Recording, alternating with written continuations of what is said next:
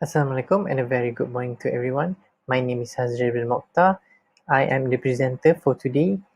I will be presenting on utilizing theory of planned behavior in social entrepreneurship intention formation, a measurement model.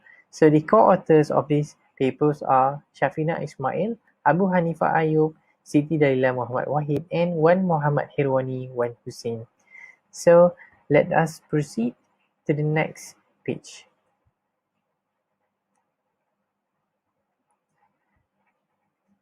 Social entrepreneurship is a recent phenomenon spreading around the world.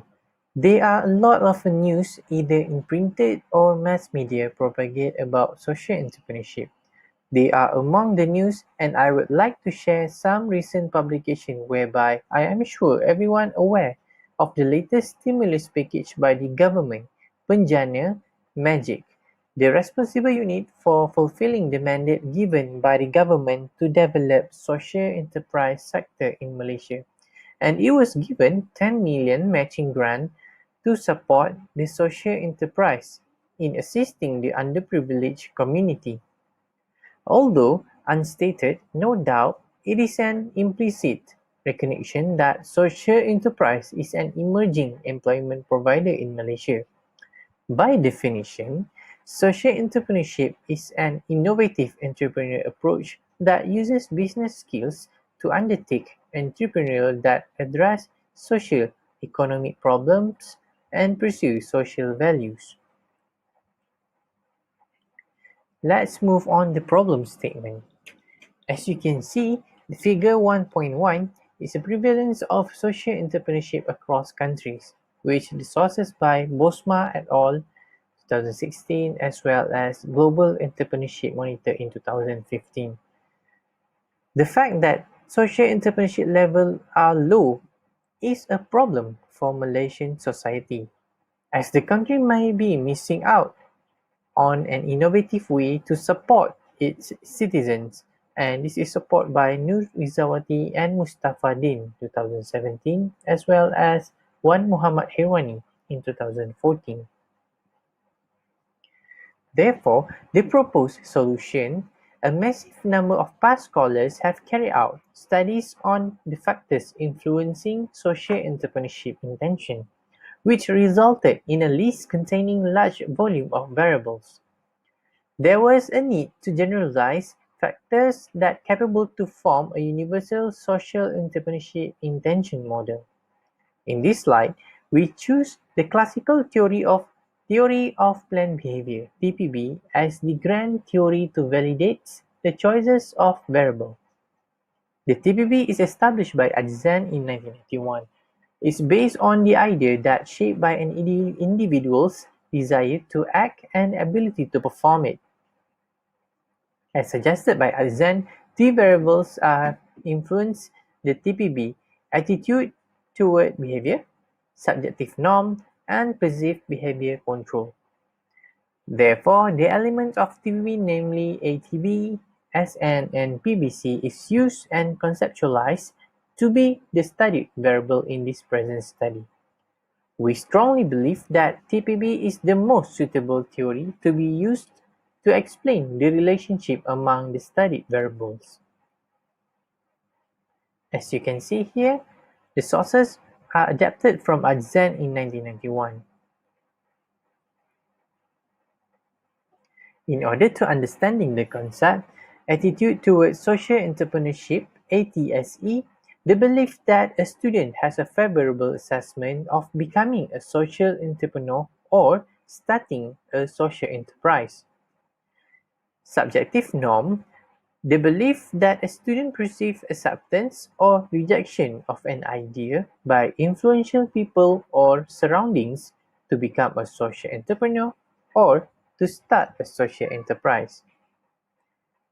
Perceived behavior control, the belief that the student capable to perform social entrepreneurship activity or the student able to deal with facilitating factors when becoming a social entrepreneur or starting a social enterprise. Social entrepreneurship intention, a psychological behavior, persuades an individual to become social entrepreneur or to start up social ventures after they graduated. For the sampling procedure, the first population is 1,138. Sampling frame, they are list of enacted Malaysia students. Number 3, sampling element, which consists of Malaysia enacted students. The sample size for these studies are 400, and the sampling technique used in these studies are two-stage sampling, which are stratified and simple random. The sources are adapted from Sekaran and Bugis in 2016. For the data analysis, the demographic profile for those students who responded to the questionnaire. 490 students who took part in this survey were 60.9% female, 24 years old, 15.5%, Malay, 21.2%, 81.1% attended a public HLI, and majority of the students, 60.9%, have a degree. Pooled CFA assessment. In the pooled CFA, all constructs are assessed simultaneously. By using this method, all constructs are pooled and linked using double-headed arrows to assess the correlation among the constructs. The CFA model for 4 latent variables ranges from 0.601 to 0.933.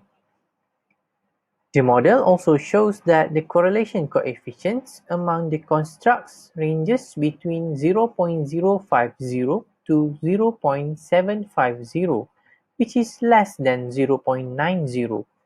Therefore, suggestion no multicollinearity among the variables.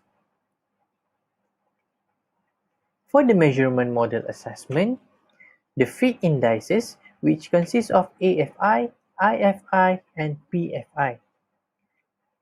The relative chi-square is 3.049, Ramsey 0.070, CFI 0.951, TLI 0.942, and PGFI is 0.688. Therefore, model fit is established. Next, convergent validity and composite reliability. Convergent validity refers to a set of variables or items that are assumed to measure or construct and to share a high proportion of common variance. It is cited in Hare et al. In 2018. It also tested by using factors loading and average variance extracted (AVE). Both factor loadings and AVE should measure a minimum of 0.50, which indicates high convergent validity. This is cited in Hare et al. In 2018. While composite reliability (CR) refers to the degree to which an instrument is measured according to the dimension of the constructs. The acceptable cutoff point of CR is between 0.60 to 0.70. As you can see, overall convergent validity and composite reliability is achieved.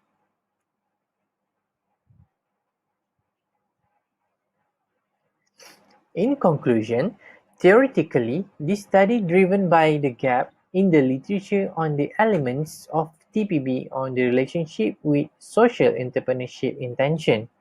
This paper adds to the body of knowledge by examining the contribution of the elements of TPB in social entrepreneurship context among students in Malaysia.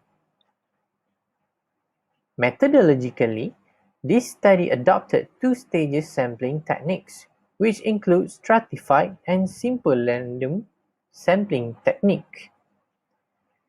This technique contributes to the body of knowledge regarding methodological techniques in a Malaysian context. Although the relationship tested are remain inconclusive, this study did not run the structural model analysis. However, understanding the relationship is necessary to explain the effect for the studied variables. Offering TPB elements in social entrepreneurship context benefits many parties, especially in designing and developing a policy for social entrepreneurship education.